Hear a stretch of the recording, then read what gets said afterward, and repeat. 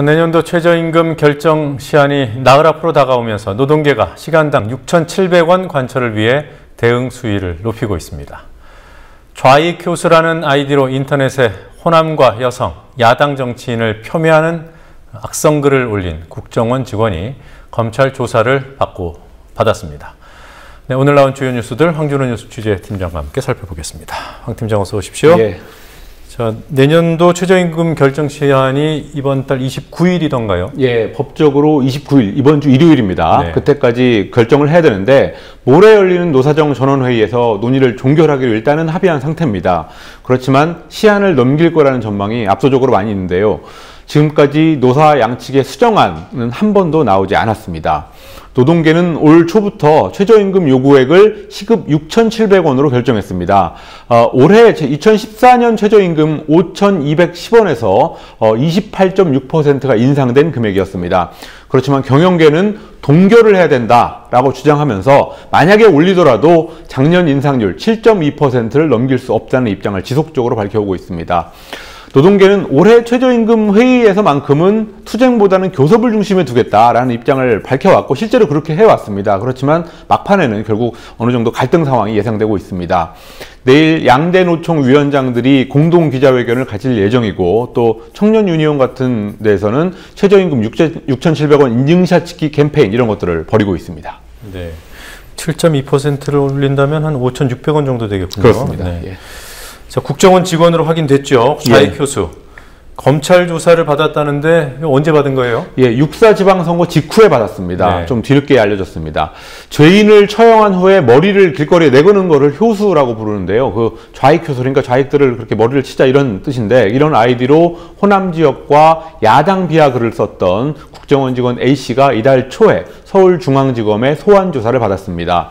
A씨는 커뮤니티 게시판 같은 인터넷 공간에서 전라디언, 홍어 같은 표현을 사용하고 또 5.18 광주항쟁을 폭동으로 규정한 그런 게시물 16건, 또 댓글 같은 경우는 3,451개 이렇게 엄청나게 많이 작성한 혐의를 받고 있는데요. 지방선거 직후에 조사를 받았다고 합니다. 네, 뭐 방송에서 차마 말씀드리기 어려운 그런 뭐라고 할까 저질 용어들을 많이 사용했죠. 그렇습니다. 검찰이 제대로 수사를 할 수 있을까요? 네, 국정원 간첩 조작 사건 때 검찰의 모습을 보면은 제대로 과연 수사할 수 있을지 회의적인 시각이 압도적으로 많이 나오고 있습니다. 새정치민주연합이 오늘 논평을 냈는데요. 특수훈련을 받았고 거대 조직의 일원인 그가 개인적 판단으로 사회 갈등을 부추기는 글을 썼을 리가 만무하다라고 하면서 재판이 진행 중인 국정원 국기문란 사건과의 연계성이 밝혀져야 된다라고 배후 수사를 철저히 해야 된다는 입장을 촉구했습니다. 그러면서 좌익 교수는 국정원의 간첩 증거 조작 사건, 유우성 씨 사건에서도 그 수사에서도 관여를 했다라고 하면서 검찰이 서둘러 덮으려고 했다가는 감당하기 어려운 상황이 닥칠 수 있는 사안이라고 지적했습니다. 네. 그리고 이 시간에 역대 대통령 가운데 비호감도 1위라고 저희가 보도해드렸던 이명박 전 대통령. 박사 학위를 받는군요. 예, 경북대에서 받습니다. 이명박 전 대통령이 안정적인 국가 경영에 이바지한 공로가 있다라는 평가를 받으면서 경북대에서 명예박사 학위를 받게 돼서 논란이 일고 있습니다. 경북대 경영학부의 결정입니다. 경영학부의 일부 교수들이 반대를 했지만 교수 3분의 2가량의 찬성으로 이명박 전 대통령에 대해서 명예박사 학위를 수여하기로 했습니다.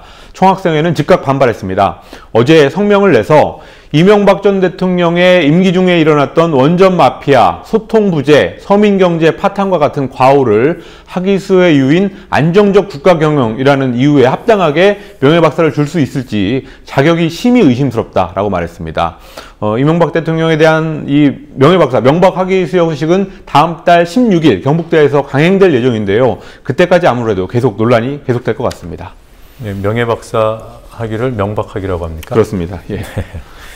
자, 정의당의 심상정 의원, 그 노동 그러니까 환노위라고 하죠. 환경노동위원회 되게 배속이 되는 건가요? 예, 19대 국회 후반기 상임위 의원 정수 조정 때문에 환노위에서 배제됐던 정의당이 농성 끝에 하루 농성 끝에 비교섭단체 몫을 확보했습니다. 새누리당의 이완구 원내대표하고 민주연합의 박영선 원내대표가 합의를 통해서 새누리당 8명, 민주연합 7명, 비교섭단체 1명 이렇게 숫자를 조정한 것으로 알려졌습니다. 이에 따라서 심상정 의원이 전반기에 이어서 후반기에도 환노위에서 활동하게 됐습니다. 이 과정에서 특히 정의화 국회의장이 중재가 있었던 것으로 전해지고 있습니다. 오늘 새정치민주연합이 정의화 국회의장을 존경한다라는 이례적인 논평을 냈는데요. 거기에도 이 얘기가 들어갔습니다. 민주당은 여야의 의견을 수렴해서 환노위에 비교섭단체의 몫을 배정해서 정쟁의 불씨를 끈 것도 정의화 의장의 큰 정치력으로 높이 평가한다라고 말했습니다. 네, 허영일 민주연합부 대변인 그렇죠. 네.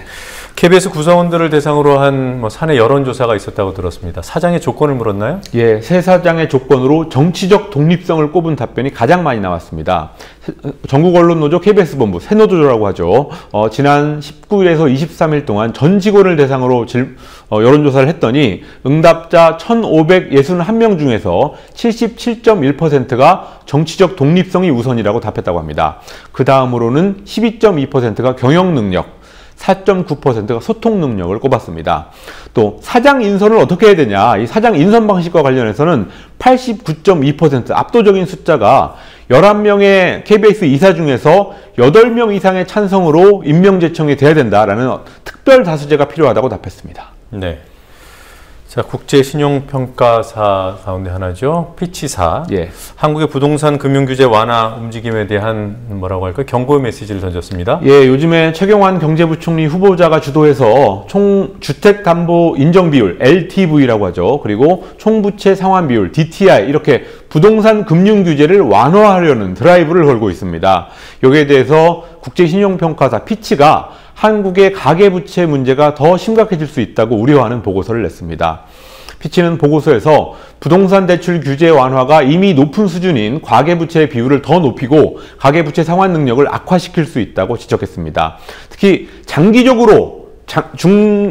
단기적으로보다 장기적으로 더 문제다라고 전망하면서 한국의 가처분 소득 대비 가계부채 비율은 이미 160%를 초과해서 다른 선진국과 비교해 볼 때 훨씬 높은 수준이라고 우려했습니다.